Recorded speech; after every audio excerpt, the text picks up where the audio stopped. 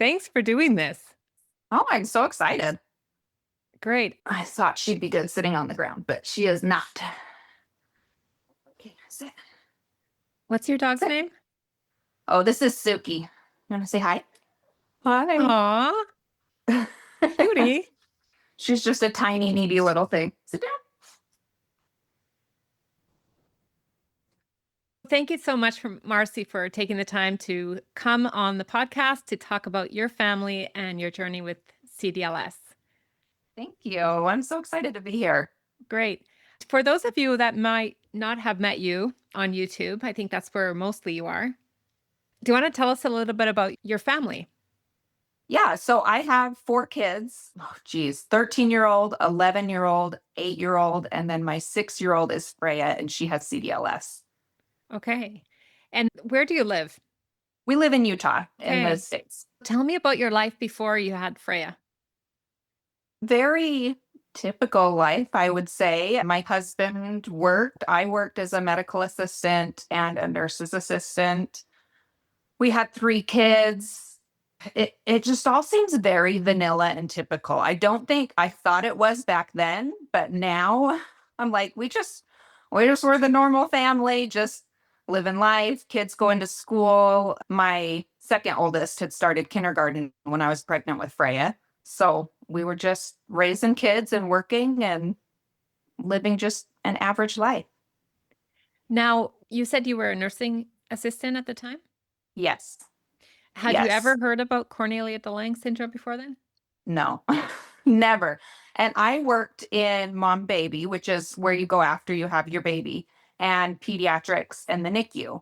So I had heard of all sorts of different genetic syndromes, chromosomal abnormalities. I thought I had heard of everything, basically. And so when we got the diagnosis and they said Cornelia de Lange syndrome, I was like, how have I never heard of that ever? Yeah. How was the diagnosis given to you? So they kind of suspected something was going on with Freya while I was pregnant. She had a limb difference and was very small. But I kind of just felt like she just had a limb difference and there was something going on with her placenta because we knew there was. So I just had told myself, nothing's going on. It's just kind of a bunch of things going on at once that they don't correlate. And then she was born, and the geneticist came to see her in the NICU. And she immediately was just like, I think she has Cornelia de Lange syndrome, but don't Google it because it's awful and you're not going to like what you see. And I was like, how bad is this syndrome that she's telling me not to research what my child has? But of course, I went and researched and immediately was like, that's not what Freya has. And then we ended up doing genetic testing, and she tested negative for CdLS twice in both her blood and her saliva.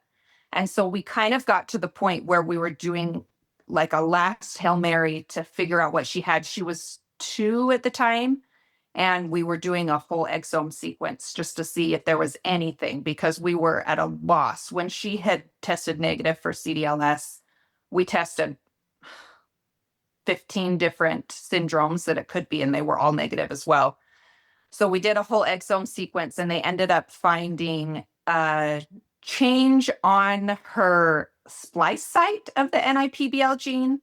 So the regular test wasn't picking it up because that looked at the gene, like the whole gene, and just a tiny part of her gene was mutated. So after all of that, we finally got the definitive diagnosis of CdLS after 3 years of looking at every possible genetic syndrome that had a limb difference correlated with it. Where was your thought process? Because she does have a lot of the characteristics of CdLS and Yeah. facial features. I was in complete denial for about the first 9 months of her life.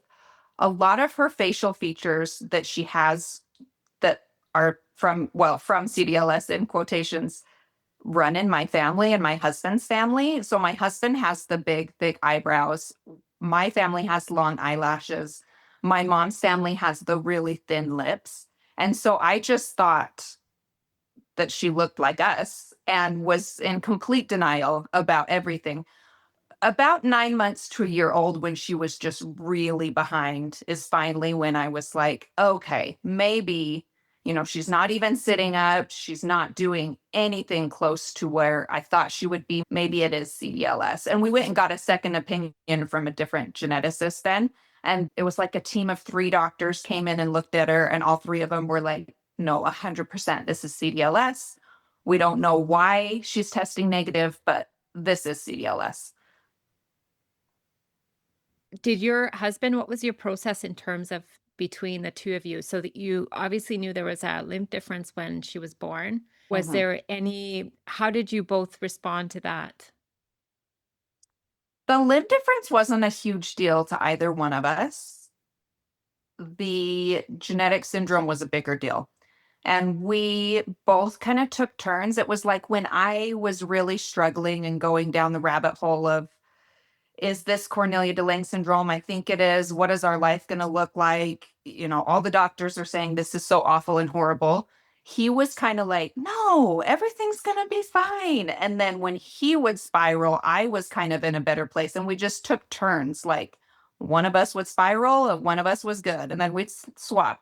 And it at the time was frustrating because I felt like I wanted him to grieve with me when I was grieving. But now looking back, I think that that was good. I don't think we could have both been grieving at the same time and still, take care of our other kids and take care of what needs to be taken care of at home. So it ended up being a good thing, but very frustrating in the moment. Yeah. I'm more down and he's not. But I think that's because I'm primary caregiver to Freya. I quit my job. I'm home with her 24/7. I do all the doctors, I do all the therapies, I do with the medication, I do everything. So I think I live in it a little more than my husband does. He has his moments, but I feel like he's mostly okay. And I'm the one that's mostly still grieving and going through that Yeah. grieving process.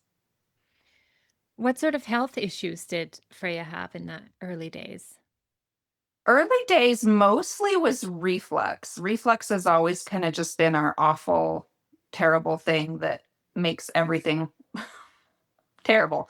She did have trouble eating when she first was born and had an NG tube, but I think she was about 4 months old when we were able to stop that. And she's been eating by mouth through a bottle since then. And just like developmental delays. She didn't sit up until I think she was about 18 months or 2 years old. Everything's just been severely delayed. We've been lucky. Most of her symptoms have been GI related. And until later, we've had other things. Now, was it just the typical vomiting? How did you already had a few kids before? So Yes. you had some idea of what was sort of typical. Was it presenting itself as spit up, or was she aspirating, or? No aspirating. It was spit up and it was the arching, gasping. My oldest had reflux, so I recognized it, but this was a whole other level. We would feed her, hold her completely upright for an hour after feeding her. And then, even then, she could never lay flat. We had to keep her at an incline. Otherwise, she would spit up everything she had eaten. And it just was, she didn't sleep. We didn't sleep. My husband and I took turns. He would stay up with her until 3 in the morning. And then I would take over at 3 in the morning and stay with her until morning. There was no, it's a whole other level than what we experienced with my son. Yeah, and it's interesting hearing different families and how they present. There's some, of course, that have sort of minor reflux, Yeah. and then there's the far end where it's complete projectile vomiting and Yes. basically anything they eat. And then I remember the early days with our daughter, we had similar, we'd get angry at each other about who made her throw up. Yeah. You fed her too much. No, you laid her down. Oh no, but she's And allowed, it's she's such a supposed to have hard tummy thing time. because They're wanting you to just, it's hard because the doctors are wanting you to feed them so much because Freya wasn't gaining weight. And her doctor, we thought it was CdLS, but we didn't know. And so he was still worried that she was just so tiny and severely just malnourished. And like, you've got to feed her more, you've got to feed her more. But every time we fed her more, it just came back up. And oh, yes, those early days, that's all I remember is not sleeping and just puking. She just puked all the time. Now, was she prescribed it like a Prevacid or some other anti-reflux medication? Yeah, she was. I tried to get them to prescribe it in the NICU because she, even in the NICU, I was noticing signs of reflux. And they wouldn't. They wanted me to wait and take her home. And I can't exactly remember when she was prescribed something, but it wasn't too long after we were home. Now, how long was she in the NICU after she was born? She was there 10 days. I was very lucky that because I worked there, the doctor knew that I could do the feeding tube at home, the oxygen at home, all of that. He really believes that families do better when they're together. So if at all possible, he tries to get them home as soon as he can safely. And I think just because he knew me and I had worked there that he felt like I could do it. And so she was only there for 10 days, but we did go home on oxygen and on an NG tube, on medication. I was fortifying her formula for extra calories, pumping, adding the formula. It was a lot. Did you have any kind of support?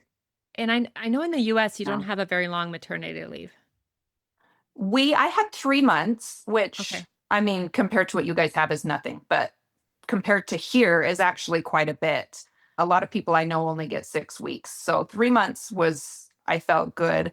My family doesn't live by me. They live about 4 hours away. And so I didn't really have any support. Luckily, my best friend, her daughter also has a genetic syndrome. She has Turner syndrome. And she came home on a feeding tube as well. And so I at least had her that I could like call and commiserate with and, just talk about how hard this is. And she really has been a strength through all of this. But other than that, not really. We didn't have any nursing. They would come once a week to make sure she was gaining weight, but they weren't there to help or stay overnight or anything. So it was just me and my husband white knuckling it the whole time. Now looking back at that time, Freya's still 6. How do you look back at that time now? It just was awful. It was a blur. I actually was so glad that I could be home with my kids. The NICU was an hour away, and I just spent all my time there with Freya. I didn't do a lot of going back and forth just because it was too much. And so I was so happy to be home with my kids and so grateful that I knew how to do all these things. And, but now looking back, I just am like, oh my gosh, we were just in survival mode, just trying to survive it all. Yeah. Do you have any advice or any words of encouragement for families that might be right there where you were in those early days? Oh, I just like it's okay to feel whatever it is you're feeling. I don't think I felt what I needed to feel in that moment because I was so busy surviving and I didn't have time to feel anything basically. And so I just like it's okay to feel angry or sad or happy that, they're here and it's okay to cycle through those within 10 minutes and it's okay to feel all those things all at the same time. And also, I think connecting with families of people that have kids with CDLS is a big help because no one knows what it is you're going through. Even if your family is there and helping, they have no idea. And just connecting with other families has been a huge help to me that I can just pick up my phone and text them and be like, today sucked. I'm Sure. super grateful to the community. My doctor, every time. we'll be like, go to your Facebook group, ask them what we need to do, because none of Freya's doctors even know what to do half the time. They're just grasping at straws. They have connected with the CdLS Foundation and gotten advice, and that's been really helpful. But there's another level of just like living through it. Yeah. And so I think our community is just the absolute best community. And that was actually one thing that when we were trying to find her diagnosis, I was really afraid that she wasn't going to have CDLS, because I was like, I have all these friends and this community. And what if we find out it's something different and I have to start over somewhere else? And that really like terrified me. So was kind of bittersweet getting that definitive diagnosis of, yes, for sure, this is CDLS. And I at least was like, okay, well, I can stay with my people then. I think this is very relatable to many, and this has probably been talked about on a few of our podcasts, but we've had a few families that now that we know more and we have more genes that we can find through molecular and mosaic or skin or cheek swab testing. So we are trying to get more and more people tested, not only so that they have a definitive molecular diagnosis, but that we know which gene it is and we know for sure that it's CDLS. And we have many families who are very nervous about going to get tested in terms of having somebody in their 20s and 30s who've really become a part of, like, it is a family. And Mhm. we have some that live in the same community, in the same city and town that they've grown up with. And they do Mhm. have a lot of, there are syndromes that have a lot of similarities with CDLS, especially in sort of the other genes when you maybe don't necessarily have the classical NIPBL change. Mhm. And they mourn the loss of the community, but for us, of course, they're still always coming to our things, and we welcome Yes. them because they are a part of the family, even though they might have some other syndrome. So the more we can get people diagnosed earlier, I think the better. It's Yeah, way because easier. even when we had a clinical diagnosis of CDLS, even then there's the sense of, I'm not doing enough. If I were doing more therapy at home, she would be doing better. If I could just find the right thing to feed her, she would be gaining weight. And I can't imagine how awful that is, not knowing, Yeah. not having a diagnosis. Yeah. Yeah, the struggle and you're trying to search for answers and it feels like you're either not getting them or you're being dismissed of your concerns. Yeah. I saw one of your videos where Freya was checking out some hearing aids. Can you share with Mhm. us your journey with regards to getting her hearing tested over time?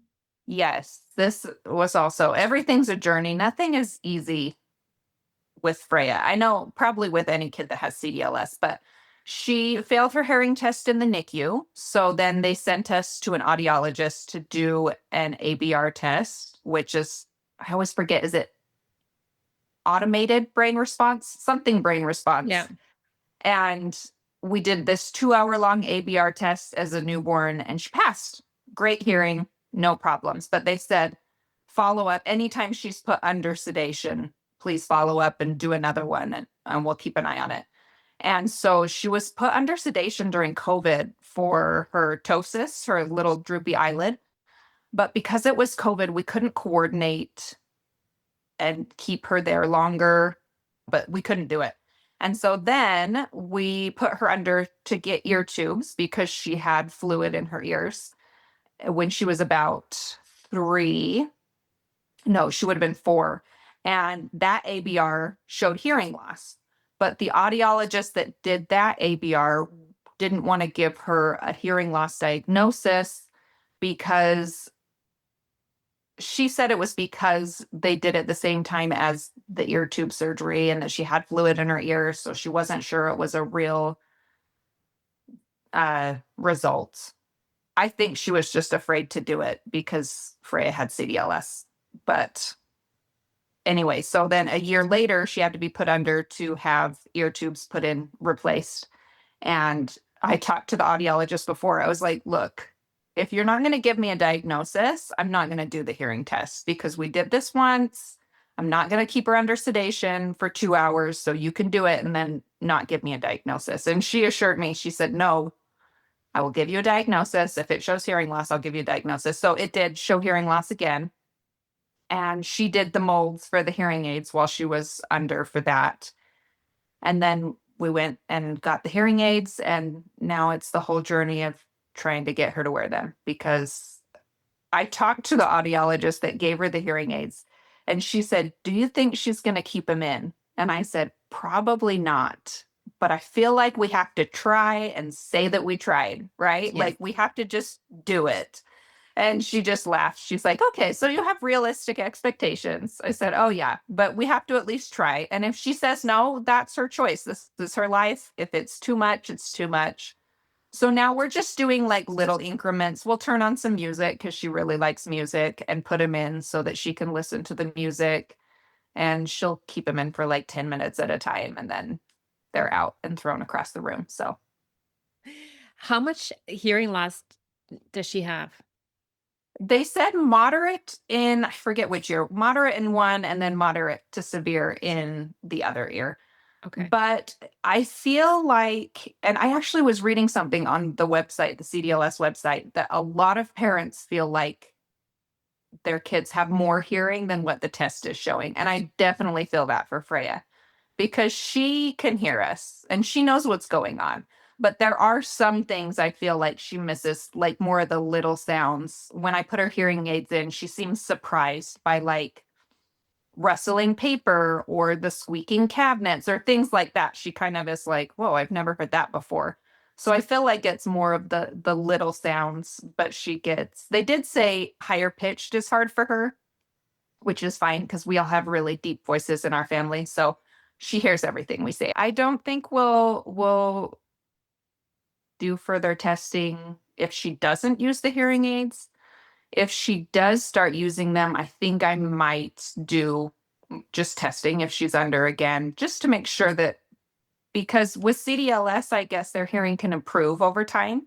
Yeah. And so I don't want her to be wearing the hearing aids if her hearing is improving. But if she decides not to, I think we'll just leave it at that and just, it Yeah. kind of is what it is. How did the ptosis surgery, at what point did you guys decide to do that? So my oldest has strabismus, which is cross eyes. So he saw a doctor for that very early on, and he sees him every year. He's a pediatric eye surgeon, I guess. I don't know the correct term.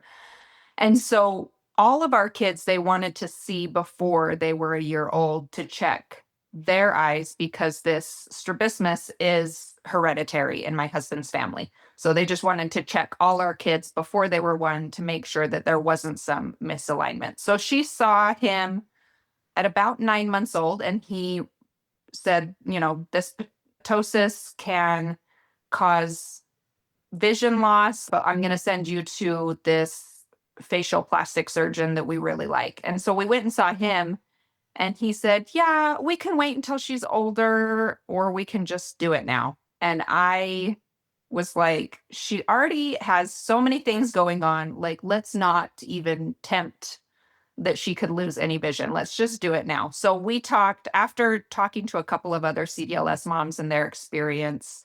I talked to him about, different ways they do it. He was really, really great and just was like, "Yep, I'll do whatever you want me to do." And we just got it done. She was 18 months old at that point, because I just didn't want to, if I can fix something early on, I'm just going to do it. And I think that just has something to do with my medical background and seeing it all the time.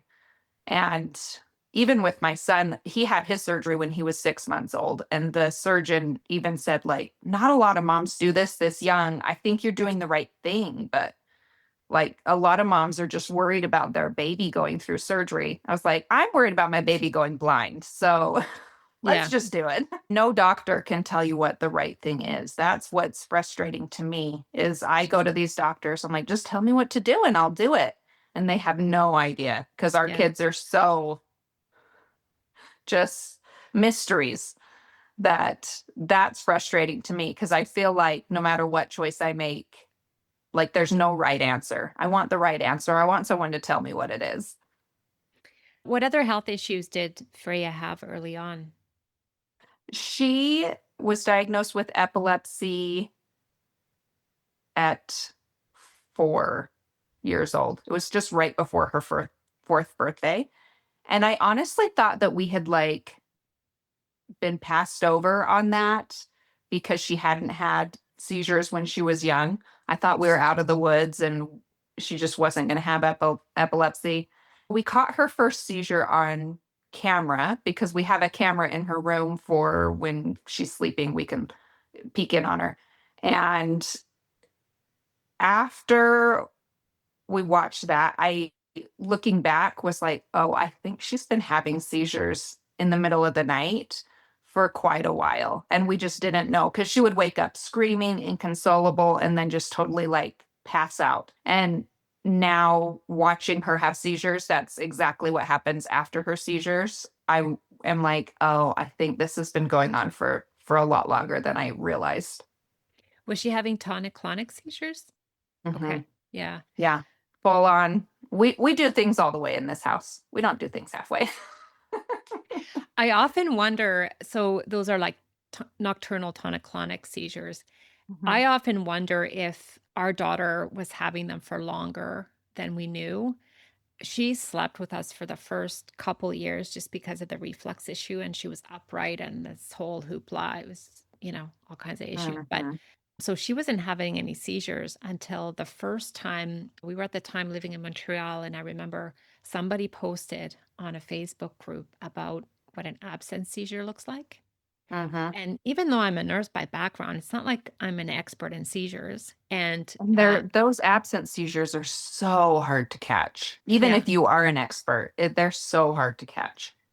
and to decipher. But then one night when we were actually at the CdLS conference in Orlando, and I was sleeping beside her in the hotel, my husband and my son were in the other bed. And I woke up to her having a full on tonic clonic seizure. Ugh. And so she had been diagnosed with absence seizures at age 4 or 5. And she probably was having absence seizures for about a year until I like really like caught them and like put two and two Mhm. together. So at this point, I think she was 8 years old. I think 8 when we caught that in Orlando. And looking back, I think the way she, like you said, the way she had been waking up in the morning, I feel like those were probably in the mornings looking back that she had had nocturnal tonic-clonic Mhm. seizures. And for her, her pattern was, so once we caught this one and we were trying to, finagle the meds, is she would have them every 3 months at 5 in the morning and at 7 in the morning. Because we went and got, it's called an MFit seizure Mhm. monitor. And in hindsight, I'm thinking, oh my gosh, like looking back at the, like going back like clockwork, she was probably having them every 3 months. I'd be curious to see how you took that diagnosis of epilepsy. It just about killed me. It felt like completely unfair that she had to deal with all of this. And then on top of it, let's throw in like tonic clonic, awful seizures. And I actually had a miscarriage around the same time. So it's hard for me to know what grief was the epilepsy diagnosis, what grief was the miscarriage diagnosis, but it really for I mean, even now, probably for 2 years, just it felt so unfair that she had to deal with this on top of everything else she has to deal with. Like, why can't we just not why can't we be one of the people with CDLS that doesn't have epilepsy? Because I think it's 15% or 20% of people with CDLS have epilepsy. It's a low percentage. And I really it just felt very like we won the wrong lottery. Yeah. Yeah. I'm so sorry. That's really tough. All those things at the same time. Yeah. Difficult. For me, and I spoke to another family member who you would know in the community, and she's openly spoken about it. But and one of the things that we talked about is the the seizure and epilepsy diagnosis was almost worse than the CDLS diagnosis. And Yeah. I had such a hard time. And I think it was more because, well, of course, it's the unknown, but it's like it is really you have no control over it. More And medication, yeah. more it's scary. Like you said, I worry every night. Even though her seizures are controlled, I worry every night I put her to bed that she's Yeah. gonna have a massive seizure in the middle of the night. She's not vocal with her seizures, she's very quiet, and so she could have a massive seizure and die any night, and that is just it's scary. Yeah, it is. Now, what kind of we still use the MFit. She has, I mean, I should say good news for like if you want to hear like a positive story. Amy's now 18. She has not Mhm. had a tonic clonic seizure for 8 years. Oh, I love that. And so she's quite and she's on a like a medical grade thing that's like first 2 seconds a tonic clonic seizure start, the whole alarm goes off in the house. Mm. So that's been a relief in many ways, but certainly the medications, of course, tire her and, make her more sleepy and probably her is probably living in a brain fog most of the time. Mhm. But I think she's also adjusted. But I'm really worried about taking her off the medications. So Oh, yeah, I don't think I ever will.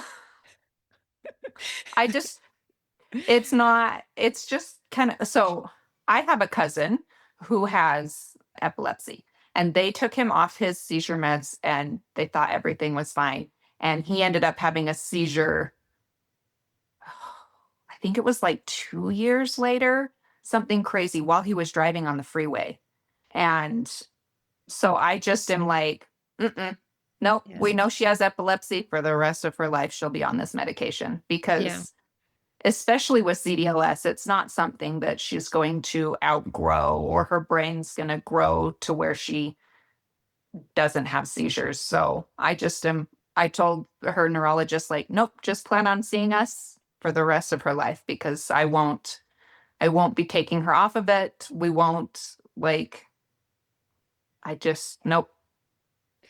Yeah, we've had some neurologists because we've moved around quite a bit. So we've had Mhm. some neurologists who have no experience of CDLS, but will Yeah. say, and I'm sure they've read perhaps some of the literature, but usually I bring it along with me.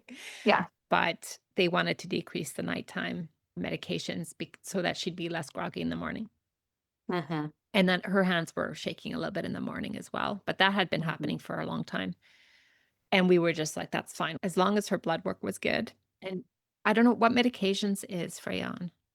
She's just on Keppra. We've been really lucky that the Keppra has more or less kept it good.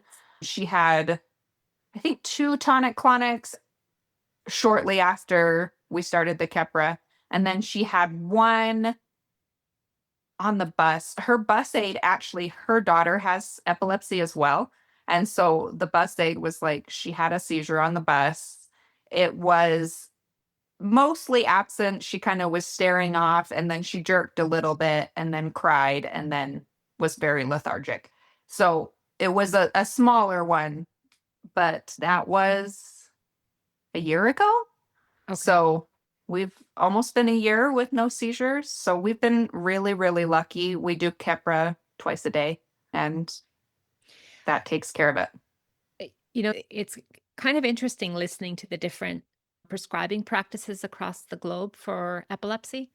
Mhm. Keppra definitely seems to be the popular number 1 starter in the US. Yeah. Now you haven't had any behavior issues in response to that?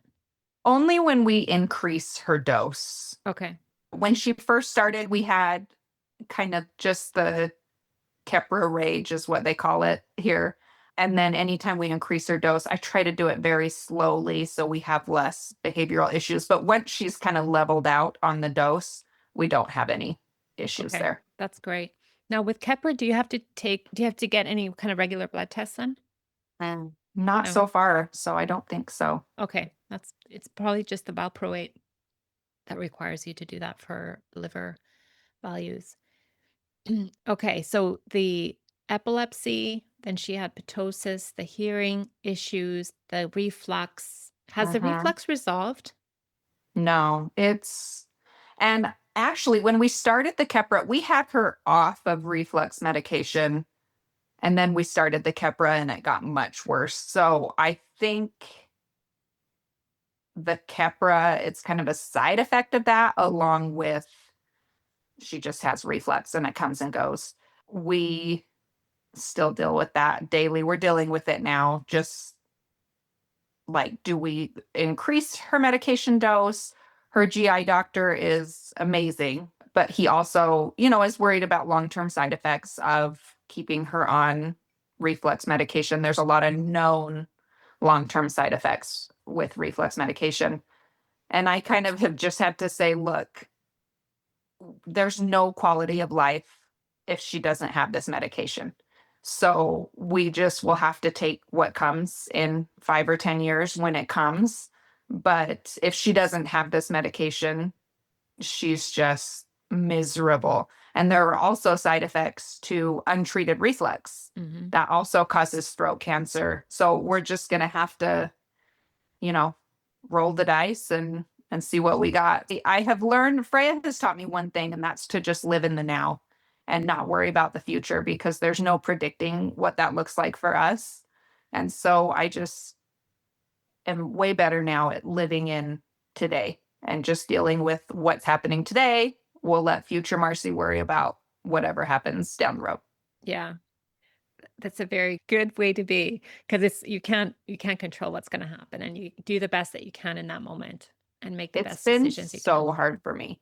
I've always been a planner. I want to plan everything out. I want to know what's coming. I don't want any surprises. So having Freya really changed my whole way of looking at things in life. And it's been really hard. I still have days. I had a mantra when she was a baby that I would just say anytime I got anxious, and it was, today she's alive, today she's healthy, today she's happy. And like I just would say it over and over and over. Yeah. And I still have times where I'm like, okay, Marcy, today she's happy, today she's healthy. Like, stop it.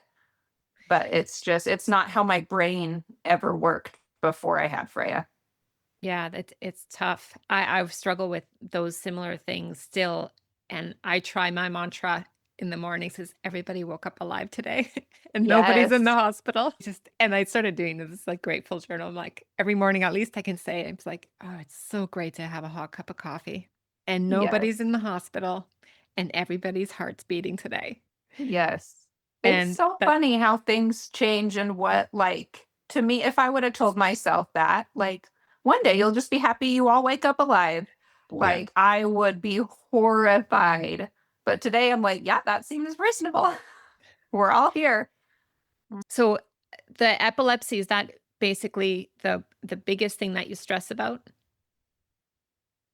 Or is it the GI stuff, or is there other issues that we didn't talk about that from a health I'm trying to list all perspective? her doctors in my head. And I think we have GI, neurology, ophthalmology. I'm not forgetting anyone. ENT, we talked about that, her ear Yeah, tubes. Yeah, I would say reflux right now is our biggest worry just because it kind of is more day to day than the epilepsy is. We are getting into a lot of behavioral issues with Freya.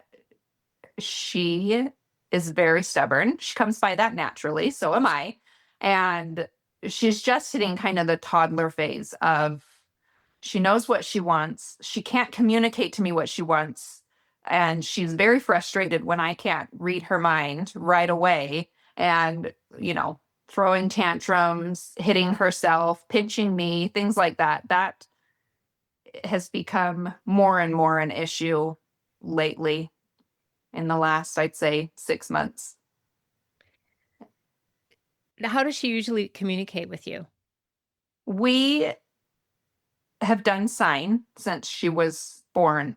I kind of just knew when we got the CdLS diagnosis, I kind of just knew, she probably won't ever speak. So let's get some form of communication because I need that. She needs that.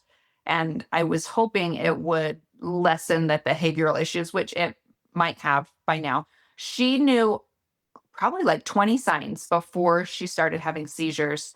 Once she started having seizures, all of that went away. She maybe had 2 signs, and she's slowly working up to where she will use those, but she is very frustrated when we don't.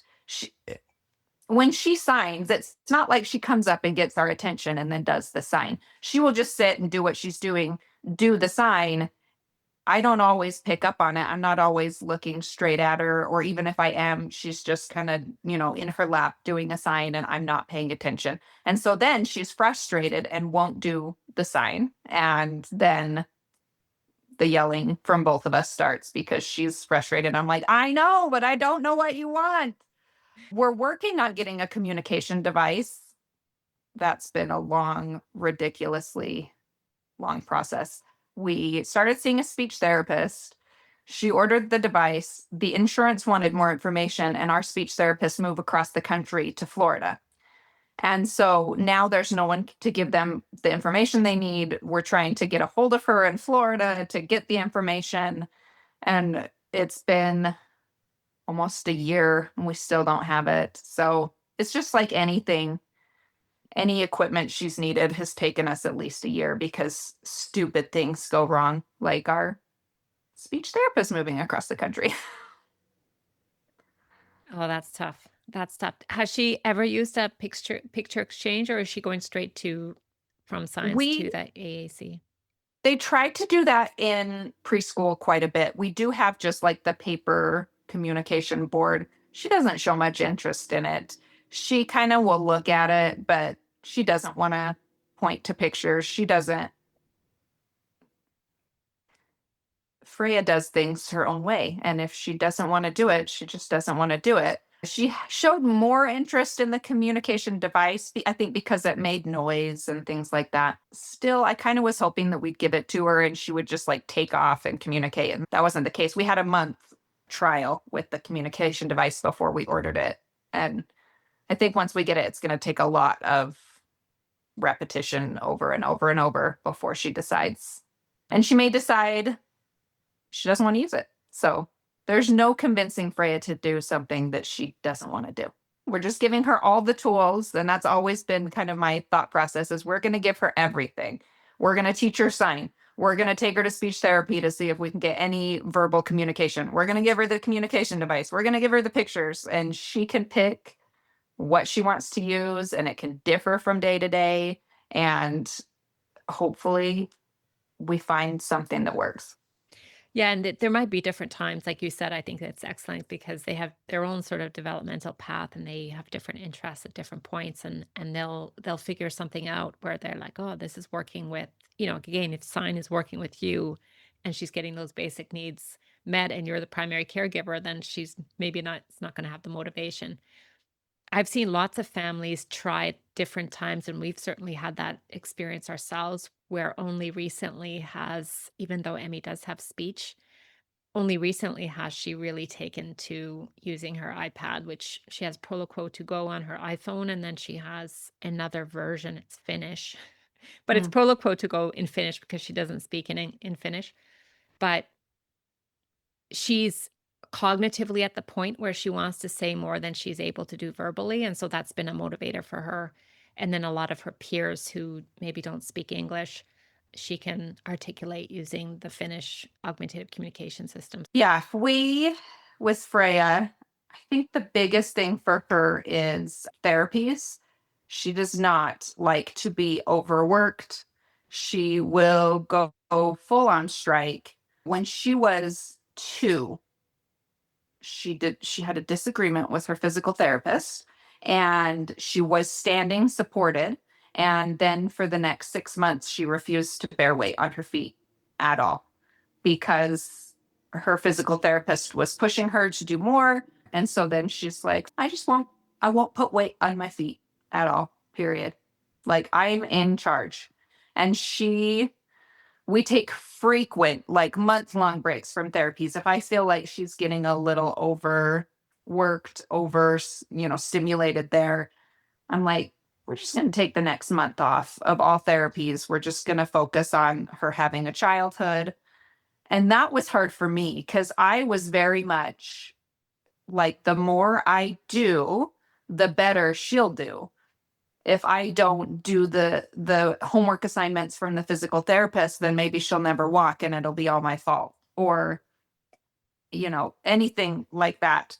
I'm very much a rule follower, a doer. Like, I love a list and to check it off and do the things. And Freya is not that way. And so that has been our biggest thing and our biggest, like, where we don't see eye to eye, me and Freya. But she tells me how it is. And we usually take the whole month of December off. And then we took a month in the summer off.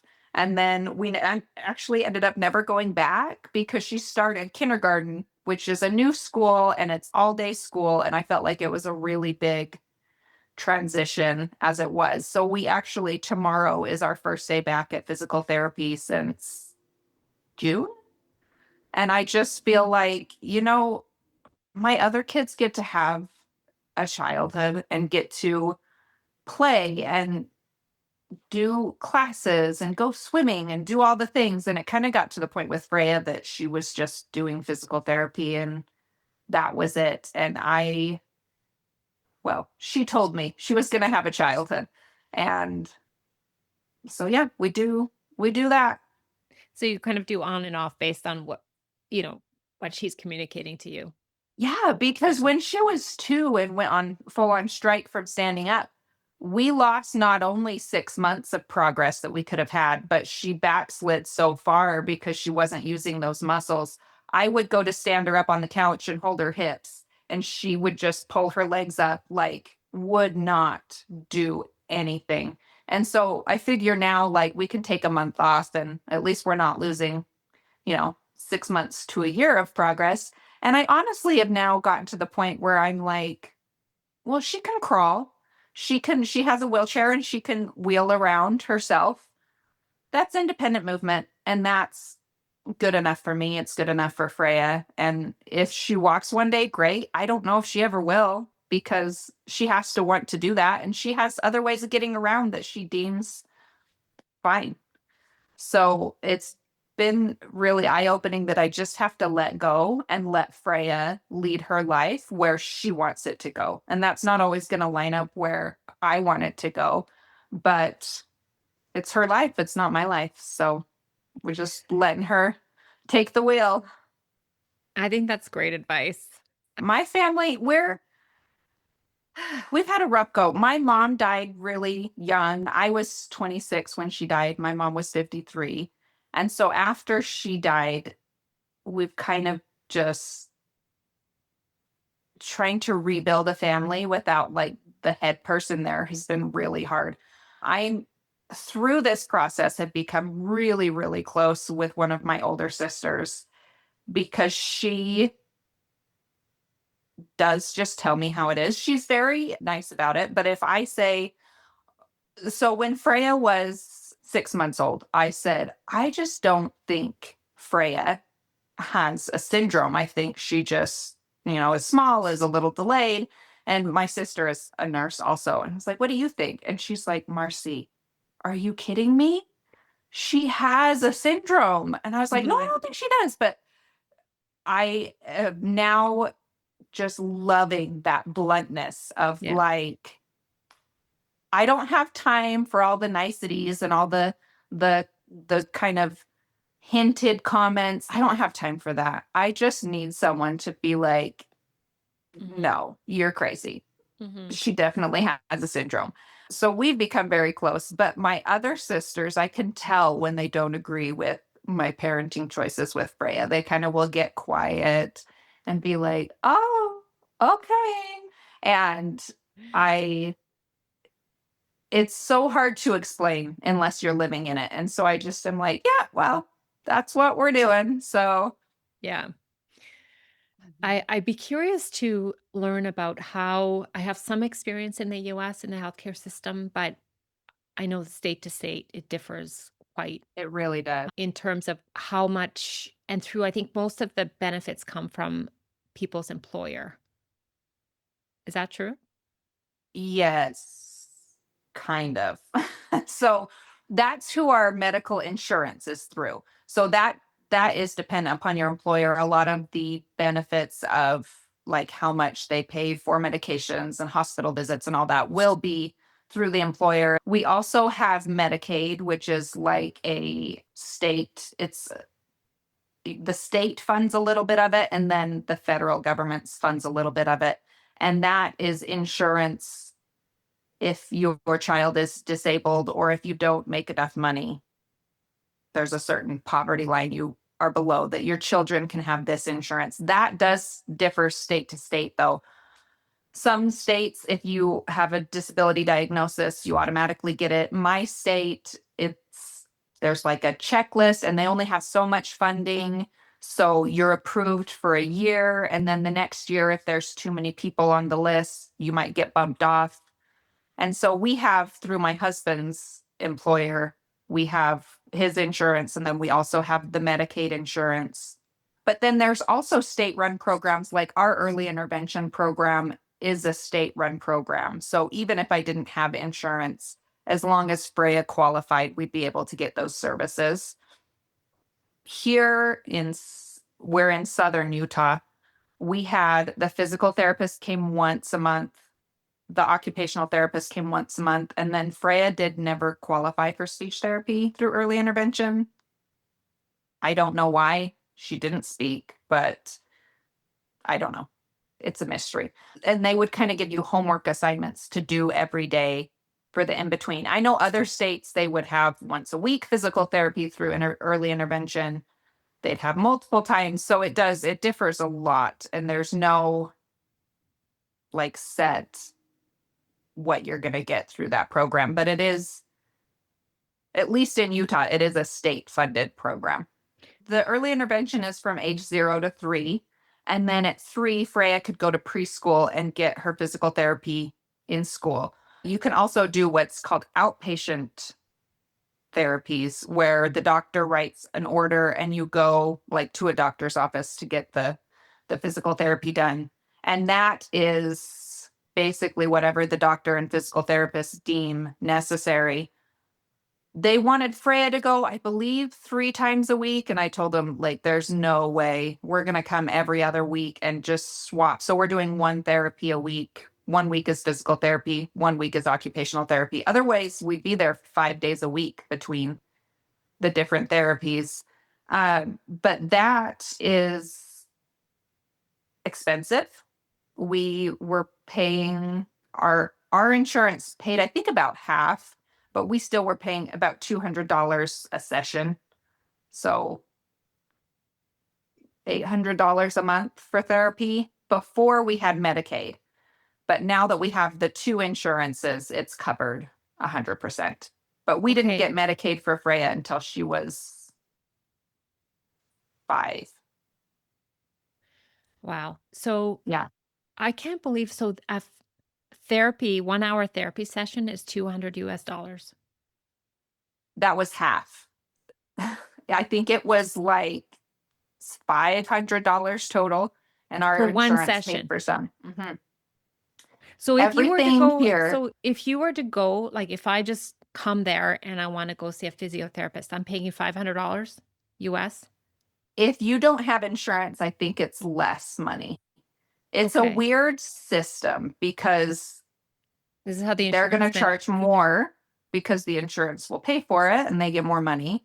And then a lot of times, if you pay for cash for things, it's a lot less because they don't have to deal with the insurance and billing and Wow. sending it to them. So the going rate, for example, a speech language pathologist is about 120 Canadian, and I'm going to see how much that is in the US. It's probably about 100 it's about $100 probably.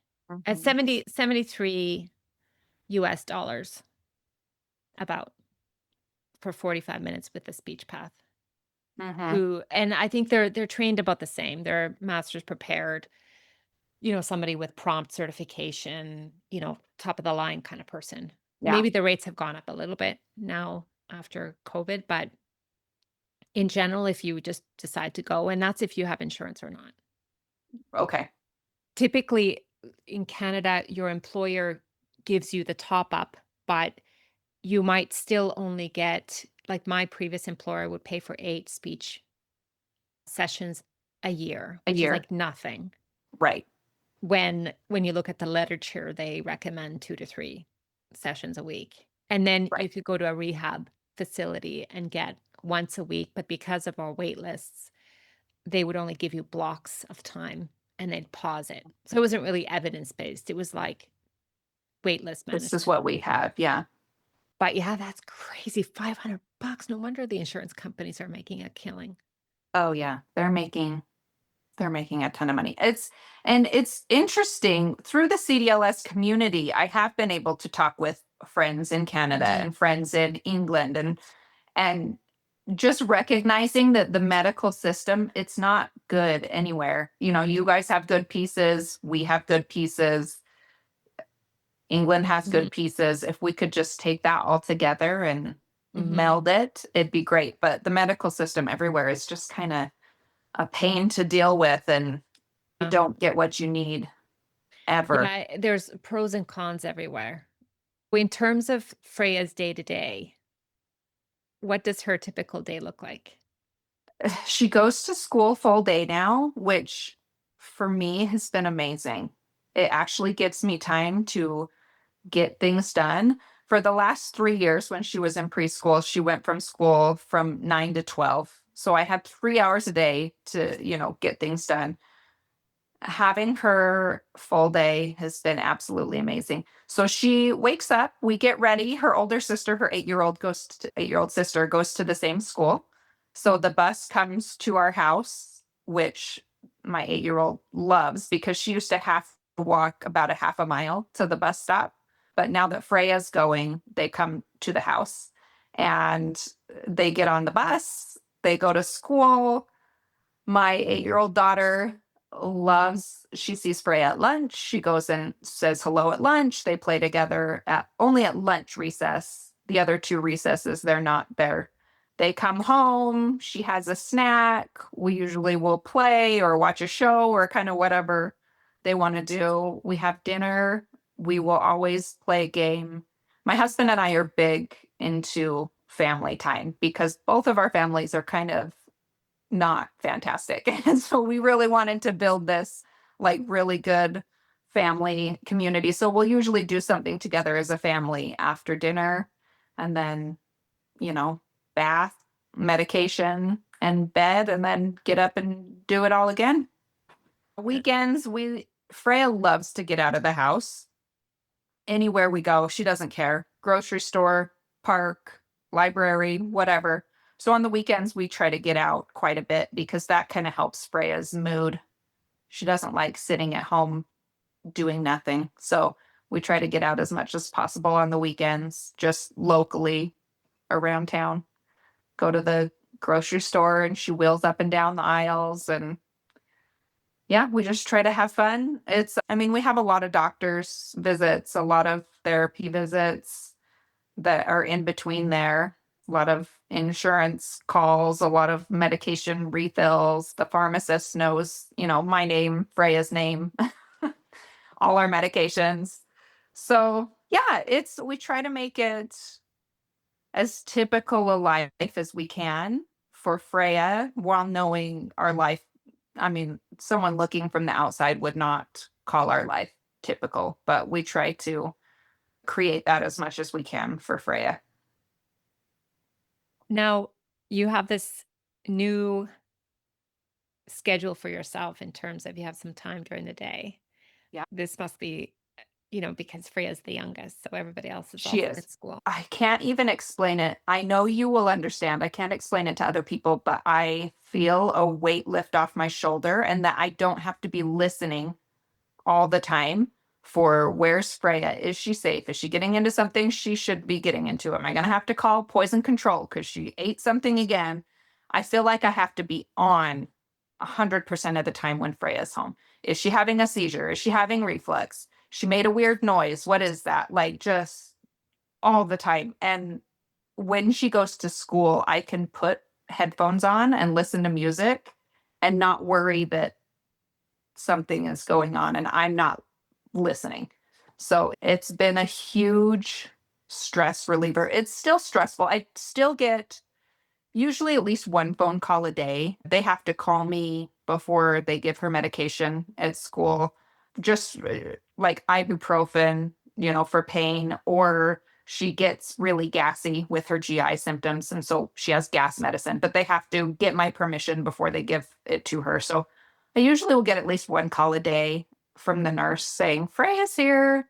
I'd like to give her this. So I still kind of have to be on a little Available. bit. Yes, available. But I mean, just the freedom of being able to clean my kitchen without Freya tearing it apart Yeah. is amazing. It's life changing. I did not think I would feel this way about school when she started school because it's hard giving over that control to other people that don't know her. They don't know sign language. They don't know what she wants. They don't know, when she makes that noise, it means that she's having reflux and you're going to have to reposition her and things like that. But it honestly has been the best thing for me. And I think the best thing for Freya too. She really enjoys going to school, being with other kids. I think she especially enjoys going to school with her older sister this year. And yeah, it's been amazing. That's great. So what kind of preparation did you have to do with the school? So the preschool, I did not know how good I had it with the preschool. They basically were like, we have a meeting. It's called an IEP, Individualized Education Plan, where we kind of go over what Freya needs to get the education. Because in the United States, there's a law that says every child deserves a free and appropriate education up until 18 years old. And that includes disabled kids. And so basically we have this meeting. The physical therapist is there, the speech therapist, the occupational therapist, the teacher, the principal, the nurse, everybody's there to make sure that Freya is getting what she needs for her education, for her safety, for her health, everything. So we had that meeting with the preschool, and that was basically it. They just took her and never needed anything. I never got a phone call. They just were like, yeah, we got her. It's great. The elementary school has been a little more involved because Freya is there all day. So it's quite a lot longer day. And I also get the sense that CdLS is funny, especially with Freya. It's a funny thing because she is really disabled. But my life, I don't see that as much as outsiders do because it's become so normal to me. And so I don't think she's that disabled, and I don't think she's that difficult, and I don't think, she's that sick. And then I'll get phone calls from the school and I'm like, "Oh, yeah. Okay." Like I just don't think they've dealt with this severely disabled child before. We're a really small town, we're really rural, and there's not a lot of disabled kids here because usually you would have to move closer to a children's hospital. We've been lucky that Freya is fairly healthy, that we can still live here. And it's a learning process. But they are learning and I am learning and it's going well. What are we?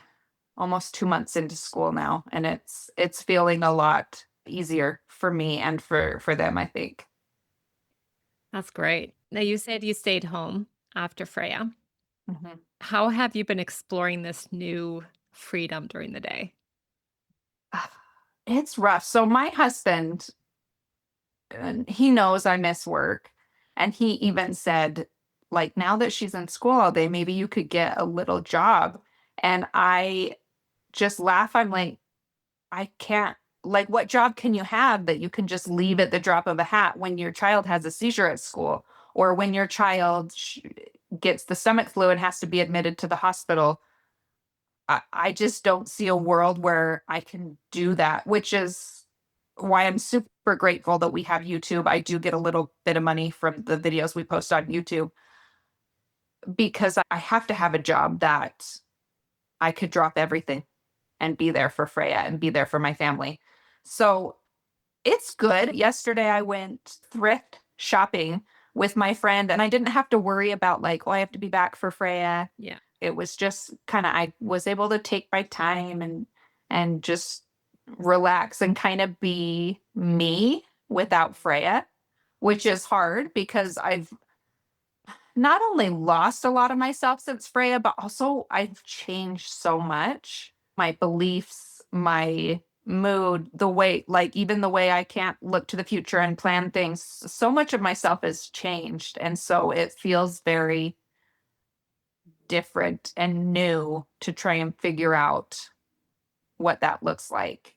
And I know people lose themselves in motherhood a lot, but I feel like medical parenting is just a whole other beast because it does change just fundamentally who you are. Yeah. So hopefully I'll be able to kind of rediscover who I've turned into the past 6 years. Uh, Tr- I try so hard to make special little moments with my other kids, kind of one on one time, more than I ever think I would have had we not had Freya. And it's so hard because I always tell my husband, like, they didn't have a choice in having Freya as a sister. And I feel like we need to give them more. And my husband's always like, Marcy, we didn't have a choice either. Like, we're all just trying to survive. But I don't want my other kids to feel overshadowed by Freya or that mom and dad can't do things for them because of Freya. I don't want that resentment to build toward their sister and toward me. So I feel like I put a lot of extra time into making special time for them, which also I find myself thinking like, okay, but where's the extra time for me? Where where do I get the extra time to, give myself some of that extra one-on-one time? But we're just making it up as we go and hoping that there's not too much for my kids to talk about in therapy. I know there will be some things, but hopefully not too much. yeah, I mean, I think even with typical ones, you don't really realize what you've done until they're like 40 or 50. Mhm. So we just do the best we can. We really do. And it's hard kid to kid. I find that, some of my kids have a harder time and want more one on one time. And some of my kids are just like, no, I feel like you love me and we have enough time. That's fine. Whereas, others are like, no, I feel like you don't love me. We need more time together. So it's Yeah. hard just balancing. I also don't want to ignore the kids that say they're fine because they deserve time too. Yeah, it's a whole mess of trying to figure things out. Before Freya went to school, how would you balance your time with yourself? I didn't. I didn't at all because, my husband has to work because he's now the sole provider Mhm. for our family.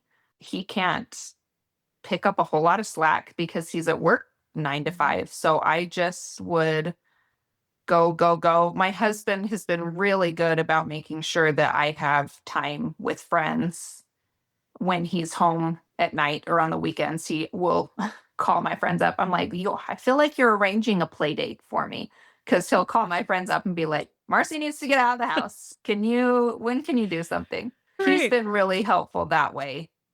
But as far as, when my husband is working, you just you have to be on Yeah. 24/7. You have to do all the things and go to all the appointments and the medicines and make sure that she's safety for Freya has been a big deal. She doesn't understand that things are dangerous. So keeping her safe has always been a really hard thing. How did your other kids handle the challenges that Freya has? And they've obviously observed the supports that she needs on a regular basis. How do they communicate their fears or concerns or worries? I got really good advice early on. My mom's best friend had a son that was disabled, and he was also nonverbal. And she just gave me such good advice that, like, your kids are going to feel all the same feelings that you feel towards Freya's disability, not at the same time. So just let them feel it and don't shame them for feeling it because it's one thing to feel like this is hard. And I really wish Freya wasn't disabled. It's one thing to feel that, it's another thing to hear your child say it. And it kind of is oh, like it's a sting to your heart. It's like, what you don't like. My first thought, which is not the right thought, let me preface this. It's not the right thought and it's not a real thing. But my first thought is always like, you don't love your sister? Come on. But then I have to stop and think, oh my gosh, I feel this all the time. Why do you want to shame your kid for this? So we've always tried to be just really open and really, we talk about, today I just really wish that Freya didn't have CdLS, and I really hate CdLS today. And I love Freya, but I hate CdLS. And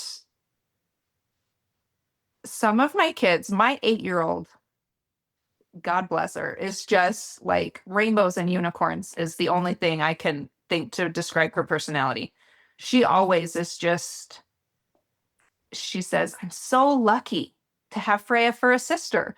I don't know anybody else who gets a Freya for a sister. And she just is just accepting of her reality and just loves it. And then my older kids have struggled a little more. And I think that's probably, I mean, they're different people, but they also were older when Freya was born. So they had more of life without Freya and more of what that looked like without Freya. And we just try to be really open and just let them say their feelings and discuss it and be open with our feelings, which is really hard. I did not grow up in a family where you shared any feelings. So it's going well. Jesse, the 8-year-old, even will say sometimes, geez, I always tear up when I think about this moment. We're walking on a walk. Freya loves to go for walks. And Jesse knows because we've had friends with kids with CdLS where they have died. And she just looked at me and she's like, why would Freya die? And just have to remind myself in that moment, Kate, you said you were going to be open and honest. You said this is how we're going to do things. And so we just like very matter of factly, like, well, it might be this, it might be this. And she then was like, I just really hope she doesn't die. And I'm like, yeah, me too. Me too. And like choosing to be open with your feelings is hard because I don't want to feel these feelings and I don't want to know my 8-year-old is feeling these feelings either. But I'm hoping it's the right way to go. And they feel safe expressing whatever feeling it is and whatever I don't often, my kids don't often feel or use the language toward their sister. It's usually toward CdLS or disability in general. They generally just love Freya and love having her be a part of our family, but also, I wish I could just play with Freya. I wish she was like a regular 6-year-old and we could just play. And so, yeah, it's hard. I don't know what the right answer is. My default is to not feel anything. I'd rather just not feel anything. I'd rather just be like, no, everything's fine. So trying to be open with my kids about it is not so comfortable for me, but I'm hoping it's the right way to do it. In terms of your community, you were saying that you live in a small community. Do you have any respite or any kind of people that you can rely on? Very, very few. So my best friend who has the daughter with Turner syndrome, she will take Freya for us for date nights or for like one day we took the family down to Zion, but it's hot and we're hiking and it just wasn't feasible that we could take Freya. So she took Freya for the day so that we could go do a family thing together. And then I also have my other best friend lives about 40 minutes away from us and she is amazing. She doesn't have any kids of her own. My kids have just adopted her as their second mommy and she took the kids for the weekend. So my husband and we went to Chicago and she'll take them, overnight. She just is like, well, we'll figure it out. No worries. We'll do it. So I'd say those two are my community that really help and are there for me when we need breaks and things like that. But as far as any like professional respite, there's really not. We do get a very small amount of money, like $100 a month. I think it's like 150 US dollars a month to pay a nurse for respite care. To me, for what nurses make, that's about 3 hours a month that I could pay a nurse to come and be with Freya. So it's just not, we just end up saying that we're the caregivers for her and we just take that Yeah. $150 a month. Yeah. Just kind of my two best friends have really stepped up when others haven't. And it's interesting to see kind of who chooses to be there for you and who chooses not to be. I was talking with my best friend, her daughter has Turner syndrome, just about how surprising it is that people can't hold your pain with you, and that very few people can.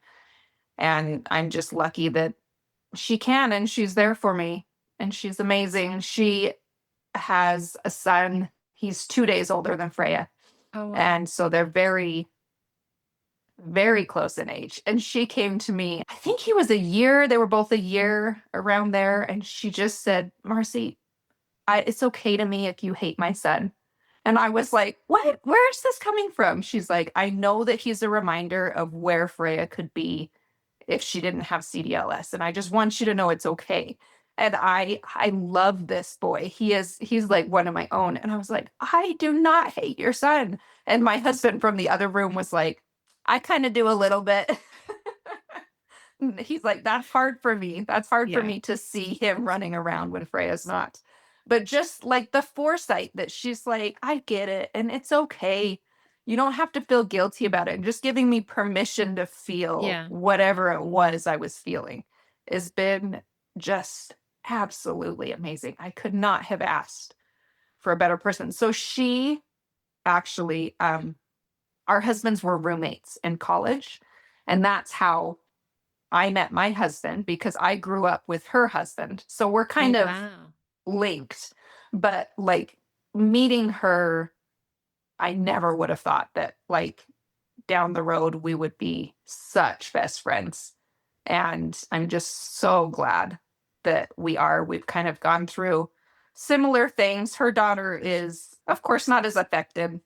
CdLS is kind of rough. Turner syndrome, every syndrome kind of has their spectrum. She's kind of, I hate the term higher functioning. I don't know what to call it, but she's kind of a little more higher functioning. But it just knowing that we're both going through something hard and unexpected is just a comfort, really. And she can kind of understand. Whereas my best friend that lives about an hour from us is not going through the same thing. She doesn't have kids at all, even, and she still has been able to just, yeah, sit with me in the pain and the hard and try to make it as easy as she can.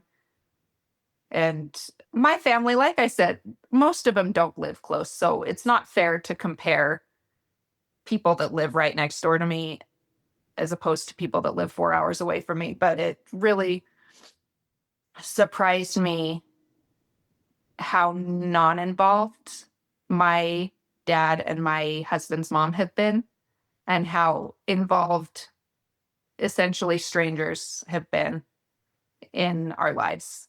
So it's kind of one of those things that you don't expect to happen. And I really feel jealous when I see families that are super involved. And I feel especially jealous because I feel like my mom would have been had she been here. And so,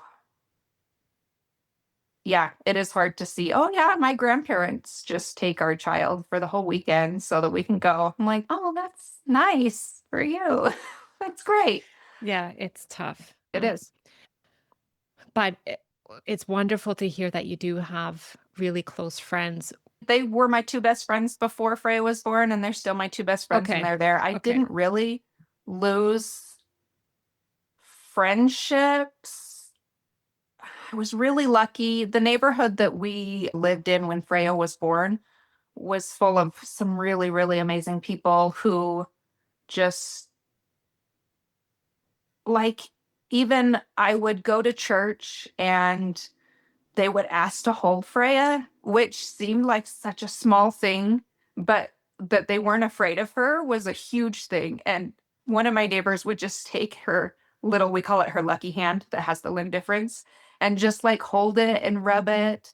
And just, I really have been surrounded by some amazing people that aren't family that I Yeah. just like. I'm sure they don't think of like holding Freya in church was a big deal, but that's a very typical thing that we would do with my other kids. Of course, you want to hold the baby, like you'd pass the Mhm. baby around. And I just noticed early on that there were people that were just afraid of Freya because of how she looked. Medical professionals, especially. And so just having a neighbor that's like, "Can I hold Freya? I want to hold the baby," was amazing.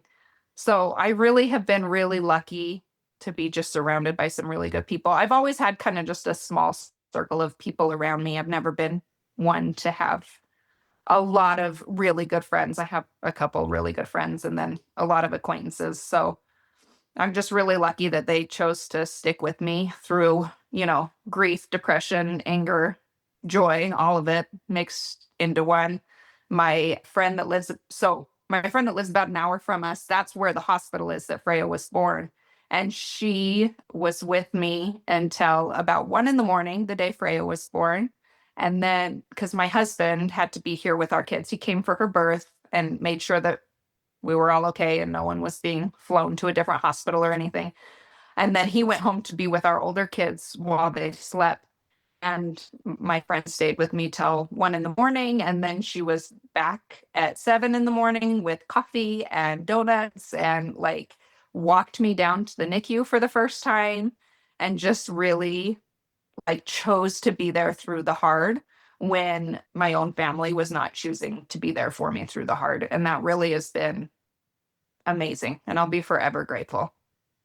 That's amazing. I wanted to ask you about what sort of started you on going to social media? I think it's Oh, wonderful all geez. the stuff that you've shared on YouTube and raised awareness about CDLS and Freya. How did that all start? It is absolutely crazy. I am the most private person as far as social media goes. Like all of my social media was set to private. Only my friends could see my stuff. Like no one, I don't want any random people commenting or doing anything. When we got Freya's clinical diagnosis when she was about 9 months old, I kind of looked around on social media for people that, were living the life I was about to live to kind of look and see what my future would look like. And there wasn't anyone. There was one person sharing, and she just had one kid. So that doesn't show me, the family dynamic. And I kind of got angry about it. Like, why are people not sharing this? It would help so many people. And I kind of just got the feeling like, then you should do it. If you feel so strongly about this, then you should do it. And so I just did. And I started on Instagram and just started sharing kind of what our life looked like with, a disabled kid and, what doctor's appointments look like and what birthdays look like. And that grew and grew. And I wanted to do YouTube for so long, but I am so technologically challenged that it took me a long time to get up the nerve to start sharing on YouTube. And it actually was the other mom that was sharing, we had kind of become friends. Her name's Steph. And she was sharing on YouTube. And I kind of reached out to her and I was like, how hard is this? Can I do this? And she's like, oh, you totally can do it. You're going to love it. Go ahead. And so I started sharing there. And I actually love doing YouTube because I'm able to share more of like what my day looks like. Like the long form content is great to me because it's what I would want. Yeah. I want to see logistically what is this going to look like? And it's been the most amazing blessing in my life because it's connected me with so many other families and so many families that message me and say, like, thank you so much. I didn't know what this would look like. And now, like, you only get the worst from the doctors, right? Yeah. It's going to look like a child that's in pain all the time and that can't tell you about their pain and they're going to have seizures and they can't walk and they have a limb difference and they're not going to learn things and all the worst. And I just love being that, like, but here's the best of it, Yeah. Yeah. here's the joy, here's the birthdays, here's the playing outside in the splash pad, here's the whole other side that you don't get from the medical community when you Yeah. get your diagnosis. I think that's powerful. Mhm. They are told the same very thing. Do not go on the internet. Right. But by the way, your child will never maybe walk, talk, or do anything. And of course they're going to go on the internet. And Right. what you're going to see when you just Google, you're not going to see the family stories. You're not going to, so you have to go on social media. It's not like there's a research article about what you're going to Right. get from family sort of research is like studies on behavior or whatever case scenarios. Right. And that's, to me, if you are doing studies, you are looking for the worst, Yeah, right? Because exactly. you want to see good outcomes come from your studies, or, like, this is what we're looking for. So you're Yeah. looking for the worst. And that's what you're seeing when you're Googling. And my friend actually said that she was Googling something. She's in the medical community. I can't remember what she was Googling. Anyway, and she's like, do you know that when you Google CdLS that your videos come up on Google? And I was like, for real? Yeah. That makes me so happy. Because Yeah. that's like, here's the bad stuff, but here's the good stuff. And Yeah. look, like, your life isn't over and it's not horrible. And I feel like lately I'm talking a lot about the bad, and I hate that. But it's kind of where I am in my grief journey. I'm back to the kind of angry phase. But I do love to share just like the little joyful moments, and while also being real that, like, it's not all great. It's not all bad. Yeah. It's it's like Yeah. life. It's a mix of both. Yeah. It's up and down. I think of in 2007 when our daughter was born and there was nothing out there. Mhm. And any kind of photos that I could even find were research based. There'd be like a black and white picture of somebody with Yes. With their CDLS. eyes, like the Yeah. black bar across their And then eyes. I Yes. couldn't even envision how does this person fit into a family because the family's Mhm. not there. Their parents were Yes. probably there watching with a smile. But when you don't know and you haven't been in that world, you Yeah. think it's all doom and gloom. And Yes. you have no idea what your life is going to turn into. So in terms of YouTube, Freya seems to not mind at all. I think kids now, it's just like a part of life. Even my other kids, like, from the moment they're walking, you're there with the camera. And I think it's just like a part of life. She loves if I turn it to where she can see herself. She loves that. So a lot of times I will turn it so she can see herself, and she thinks that's a hoot. Oh, wow. Now, what about, because I often think of that with my daughter in terms of her maybe not fully understanding where her picture might end up. Mm-hmm. How have you reconciled that in terms of Like others me, that might be? sorry, I just It's kicked my okay. camera over. It's okay. I really have thought about that, and I do not share anything that I would not want shared about me. So a lot of that looks like if she's crying, I don't want someone to take video of me crying and then post it on the internet without my permission. Clearly, I cry on camera and I'm okay with that, posting that, but without permission, right? Anytime she's in a vulnerable position, I don't share videos of seizures, even though, I mean, I do think that is important for people to know what they look like, but it's not Freya's job to show people what that looks like. There have been a couple things that I post and then I'm like, oh, I feel like it's on the edge of uneasy, so I just take it off, because I do want there to be a boundary. I don't want there to be, we share everything because you can't tell us no. When I first started doing YouTube, I told my older kids, like, if you don't want to be in these videos, you do not have to be. You don't have to be performing. And so my two teenagers are in hardly any of my videos anymore. And I get express permission, like, this is the video I'm posting. Is this okay? You're okay with this? And, occasionally they'll say yes. A lot of times they'll say no. And, we don't post that. So I try to have really firm boundaries on what I do and don't share. And I hope that's good. I do think that sharing does more good than harm. And the moment I feel like it's not, then we'll just stop. But I see all the messages from the families of, I'm so glad I saw your video on this. This is what we're going through. And I also see the messages of people who are saying, my whole outlook on disability and what that looks like for a family has changed because of what you've shared. And so I hope that it's doing just a ton of good in the world. That's my intention and that's my hope. I think the internal place in which you come from that's what's going to go out there. And I think the way people who are coming from the parent perspective and showing that real life day-to-day stuff is much more impactful and more meaningful. I mean, you know how many times we've talked about GI issues with families Yeah. and the importance of getting a referral to a gastroenterologist, having an endoscopy done, having a biopsy, checking for EOE, having a Mhm. pelvic ultrasound. That's all there in every way from the medical world.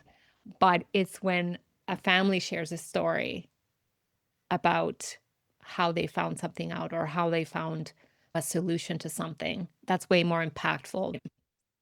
And my hope is that it reaches more medical professionals. My second visit with Freya's physical therapist, he was brand new graduate. And he asked me what my goals were for Freya. And I said, I want her to be able to do the things she wants to do with ease. And he's like, okay, so does that look like walking? And I was like, not necessarily. And he's like, you don't want your daughter to walk? And I was like, walking doesn't equal a full life. Mhm. And he just sat there and I could see like the wheels turning. And he was like, whoa. I was like, oh, just wait. These kids have a whole life, they have a whole world. It's not just the doctor's visits and the hospital, and it's not just what you see there. You're seeing them at their worst. Like, come and Mhm. see them at their best. So, Yeah. when parents come in and are talking about quality of life, you're seeing low quality of life because we're there for you to help us. I want you to see high quality of life. And that's what we're fighting for. We're fighting Yeah. for these moments. We're Yes. not, our kids aren't, there's a lot of ableism in medical places because our kids can't be cured. And I feel like doctors, physical therapists, they want to fix it, which is noble, but my kid doesn't need fixing. My kid can't be fixed. So, what comes next? Like, I want good quality of life. That's what I'm here fighting for. This is what that looks like. So I do hope it reaches more medical professionals and hopefully kind of gives them a full picture of what medical families are doing when they're not at the hospital. Well said, Marcy. I went to visit one family and they have nursing care around the clock. And that gives an exorbitant amount of support to the family where Mhm. there's somebody there 24/7. But someone else, potentially the same level of care that's needed, doesn't maybe have the strength to advocate for the funding and the services. And they get half that, if even a quarter of those supports and services. And the Mhm. impact it has on the overall physical health of that family, but also their ability to have an emotionally healthy family. I mean, the Oh level yeah. of stress is just way up there. And Mental health is a big thing. I recently went on an antidepressant. I was telling my kids, again, trying to be open, you know, this has been really hard for me. I'm going to go on this antidepressant. I had one child that was like, you are struggling that much? And I was like, yeah, I am. And then I had another child that was like, Mom, this is good for you. You should have done it so many years ago. Oh, mm, my mom had MS and she struggled a lot with her mental health anyway, but the MS just, I think, kind of exacerbated that. And so I was able to see kind of what that does to a family and to kids when you're not taking your mental health. Uh, Not that she didn't take it seriously. That's not the right word. When it's not being managed properly. And so I never wanted that for my kids and my family. And I do feel like I said, when Freya got her epilepsy diagnosis, it was really hard. And I do think that that's the moment my child pointed to that I should have started the antidepressant was then. And I agree. It just took me a long time to see what it was doing. I just like didn't want to do anything anymore. I just wanted to like lay down and do nothing because I was so exhausted and I felt so justified in that. Like I'm doing so much. Of course I'm exhausted. Of course I want to lay down on the couch every free moment. But it just got to the point that I didn't want that for my life. I didn't want that for my family to just have a mom that's just exhausted all the time. And I could see that it was my mental health at that point that was making me feel that way because it just felt not right and not how I used to feel. And so I finally just was like, nope, this is what needs to happen. And I have noticed a big difference. I will caveat that by saying my life is still my life.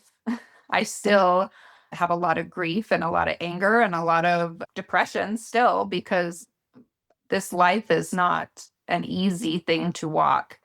But I have noticed just my ability to deal with certain things is better. I feel like I'm snapping at my kids less often and I'm, not laying around as much and doing all those sorts of things. So I do feel like it's helping. I also feel like I wish there was some magic pill that I could take that just made me happy all the time. If you had a magic wand, what other supports or resources would you like to add to your life to perhaps provide some more support, balance, or lift some of the weight? It's a good question. I do feel like I wish communities stepped in more, like my local, like my neighbors. I wish they understood what it was my family was dealing with and going through. And I wish they could just step in more and help out more. And I realize, like, as I'm saying this, it's not their job to do that. But if I had the magic wand, it would be like my neighbors could drop in and learn how to take care of Freya and just really care about, like, most people, when I say, like, oh, she has seizures and this might be what it looks like, that scares them off. And they're like, oh, never mind. I can't deal with that. So I wish there was more like local community involvement in just being there for my family and being there, like when Freya, she was just recently hospitalized with the stomach flu.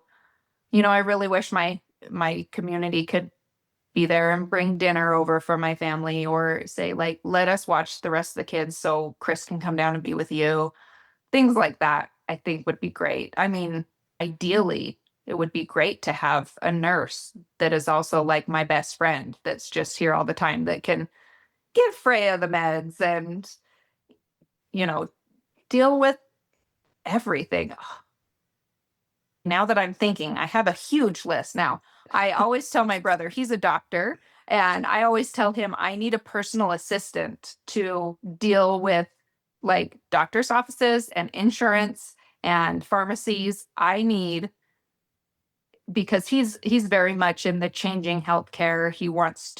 He's doing all sorts of amazing things. And he always comes to me and is like, "Hey, what would be great?" I'm like, "I want, like, there's hotels here. I don't know how it is in Canada. Here in hotels, if you stay at the same hotels, you get more benefits and Yeah. they like give you a concierge that'll like Mhm. schedule stuff for you. I want that. I need a personal assistant to get my prescriptions and send them to my house and schedule my appointments and call the insurance and make sure the bills are being paid."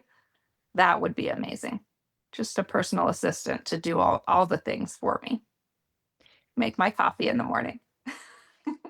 Yes. And I just think, like, outcomes have got to be better Yeah. when the sleep deprived mom that's doing everything isn't the one doing all the things. Yeah. Yeah. There's a lot of things to do. Yeah. The actor Colin Firth. Yes. Is Farrell. it Firth? I always get him and the other Colin, Yeah. the He has, Irish one. yeah, the one He with has Angelman. Yes. Yes. So he has, I think it's called the Colin Firth Foundation, and Yes. that's his dream, is Yeah. to build this place where it's like a summer camp for families Yeah. where there's care for the disabled and you can bring them and do stuff with them and then go do stuff alone. And when hearing him talk about this, I'm like, oh my gosh, Mhm. that does sound absolutely amazing. Yeah, I keep looking, when is it done? I know. Probably, When did you open probably it? never. The dream, right? Getting there Yeah, is the hard part. because his house seems like it's already that. Yeah. Yeah. Like you said, if you have enough money, Yeah. then Yeah. it's no problem. Yeah. What would be your community that you would like to create? So you talked about your neighbors. How involved is your church? It varies. I feel like, different communities are better. The the neighborhood we lived in, I talked about when Freya was born, was much better.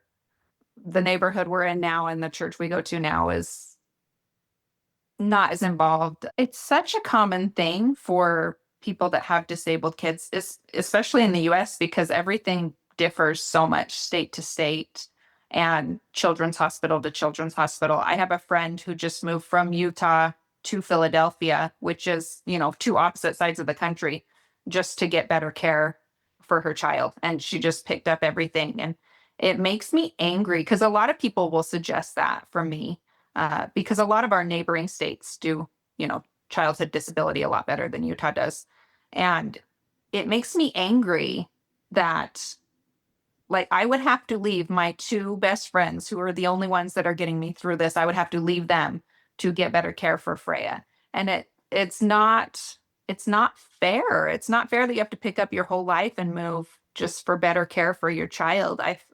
I feel like I hold medical professionals here to a higher standard because you should be able to give my child the care she needs. And I mean, we go through a lot of doctors that way for sure, but we've luckily been able to find most of the doctors we like. I have a couple doctors that it's just kind of like, well, I need the meds from you, so here I am. Like, we're not going to have conversation, so I don't yell, but can I have medication, please? But I mean, hopefully, like in Freya's case, the specialists over time will drop off her roster of people We over yeah, I've time. done a lot of that actually. We try to see as little doctors as we can, and I try to when they Yeah. are like, "Hey, come back in 6 months." I'm like, "But why? Do Mm. we have to be here in 6 months, or can we do a year?" So I think the doctors we have now, unfortunately, will just be the doctors that she'll have for the rest of her life because, we've got the neurologist for epilepsy. That's not going anywhere. The GI doctor, that's not going anywhere. Her pediatrician is absolutely amazing. I drive an hour to see him because he's just so, so good. Do you Yeah. in the US funnel your referrals? Like, is your contact with the CdLS Foundation in the US, do they know what pediatrician Freya sees? And do they see that if they get a new family that reach out in your geography, that they say, oh, doctors? I know that my GI doctor has reached out to the foundation. And I think the pediatrician has, to a point, because he knows what she needs done every time I go. He's like, well, the foundation says this, so let's do this. So I'm not sure if they like take his name down. I would love that. Currently, there's no one even close to me with a child with CDLS. I think the closest one is like 3 hours away from me. Mhm. So I would love that. I tell the physical therapist and her doctor, and like, if you ever see another kid with CDLS, please give them my name and number, Yeah. because I'd love to have a family close. As much as I always feel horrible saying that, because I wouldn't wish this on anyone, Mhm. Yeah. CDLS, but also I would love if there was someone closer that we could just be, like, sit in each other's company and like just physically see another kid with CDLS that looks like Freya. We went in our children's hospital, like 4 hours away from me. They have a CdLS clinic once a year put on by the foundation. And we went, Freya was born right before COVID. And so the early days, couldn't meet with the other families. There were restrictions. And I think it was 2 years ago was the first time that they had like a luncheon afterwards, that the hospital allowed them, for all of us to meet. And just like seeing kids in person with my eyes that looked like Freya and acted like Freya, and we all got it. Like, our kids were just stimming and running around and yelling, and like nobody cared because we all get it. It was amazing. It's a whole other sense of community, being in the presence rather than all of the social media things. And it's hard with such a rare syndrome. There's not a lot of us around, not a lot of families around that get it. So I absolutely love that opportunity. So you haven't had any family gatherings in your area? No, I was in charge of doing a family gathering with another family, and we had started planning it, but then our contact in the CDLS Foundation was leaving the CDLS Foundation, and someone else was taking her job, and they just kind of decided, like, we're not going to do it this year. We're going to do it another year, and then we haven't. But I'm actually going to drive to California, like 6 hours, 7 hours from me, to go to a family gathering there. Yeah, two of my really good internet friends. Were you going to say Emily Peterson? Yeah. Yeah. She'll be there. And then I'm not going to say the other person's name because she's not public about it. Yeah. But they're both going to be there, and their girls are really close to Freya's age. So I'm really excited. I often wonder, like, that really has been a saving grace. And I mean, we have sort of the similar problem in Canada. We're so spread out. Mhm. And our Toronto core group is like, a lot of them, we meet quite regularly. But the rest of, I mean, we don't have the same resources. It's basically me at the foundation. So we Yeah. don't have like 10 full-time staff like the US has. Hopefully that's my dream though. But we have a lot of people in remote areas of Canada. Like, Yeah. the highway that goes along the US border, that's where people live. And then Mhm. there's the other people that live like in the boondocks. Like, I'm talking Right. like 20 hours north of like Minneapolis. Start driving. Right. And some that don't even have roads. You're flying into those places. So we have some really remote families, which it's very difficult to find connection and they feel very alone. But I mean, this is where these kinds of things are people are really asking for, wanting to have more candid conversations with people. And I know the US, we do some virtual support groups as well. We have the whole time zone issue that you guys have as well, from like Mhm. Vancouver to the East Coast, to have like virtual meetups is difficult. And Yeah. because we only have so many people like in Vancouver versus Halifax, and they're like hours apart in time Yeah. zone. Yeah, they just started virtual support groups here, and the time of it is like 4 o'clock my time. And that's like Freya's getting home and getting off the bus. And I'm like, there's absolutely no way. I think we Anything. covered quite a lot. Yeah. It's been great. Thank you for being so candid and open and sharing your journey. Always. I definitely have the gift of being very confident in myself and my beliefs. And so I'm always, always an open book. Yeah. No, that's great. I appreciate it. Thank you so much, Marcy. Thank you. So, where can people find you if they want to follow you? So Instagram, it's Freya's Lucky Arm. TikTok and Facebook as well. It's all Freya's Lucky Arm. Those are new. I don't quite understand TikTok. So, but if you're there, I'm there too. And then YouTube, Freya's Lucky Arm as well.